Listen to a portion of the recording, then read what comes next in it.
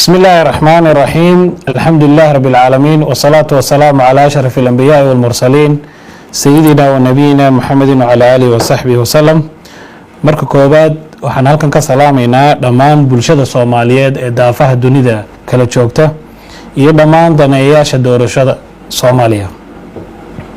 iyadoo ay tahay waajibaadka saaran guddiga hirgelinta doorashooyinka heer federaal waxaanu halkan ku shaacinaynaa jadwalka doorashada golaha shacabka ee 2020-2021 jadwalka shanta ilaa 18 September 2021 waa dhamaystirka doorashada aqalka sare ee baarlamaanka federaalka Soomaaliya 10 ilaa 25 oo garab soconaya taariikhda hore ee 5 ilaa 18 waa wacyigelinta iyo diyaar garowga doorashada golaha shacabka oo u kala baxaya saddex qaybood diyaarinta goobaha doorashooyinka dhamaystirka agabka doorashada wacyigelinta guud ee doorashada dalka 25 September ee 2021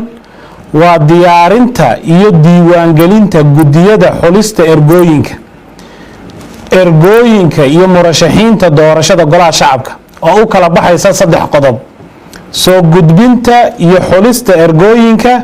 diiwaangelinta ergooyinka cod bixinaya diiwaangelinta murashaxiinta golaha shacabka qabashada doorashada golaha shacabka ee baarlamaanka federaalka Soomaaliya waa qodobka afraad 1 October insha Allah taala 2021 waa qabashada kursiga u horeeya ee golaha shacabka waana maalinta ay bilaabanayso doorashada baarlamaanka hadii Ilaahay raahdo waa 1 October ilaa 20 November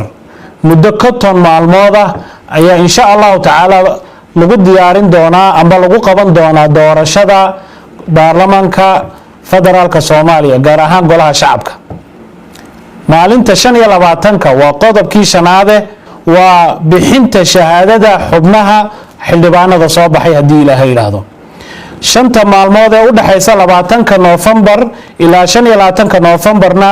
waa inta ay ku soo xaroonayaan xildhibaanada baarlamaanka federaalka Soomaaliya ay ku imanayaan magaalada madaxda Muqdisho hadii Ilaahay raahdo 25 November wixii ka dambeeya hadii Ilaahay raahdo xubnaha baarlamaanku markay qaataan shahaadooyinkooda maalin kamida maalmaha soo socda ee ku xiga ayay fadhiisan doonaan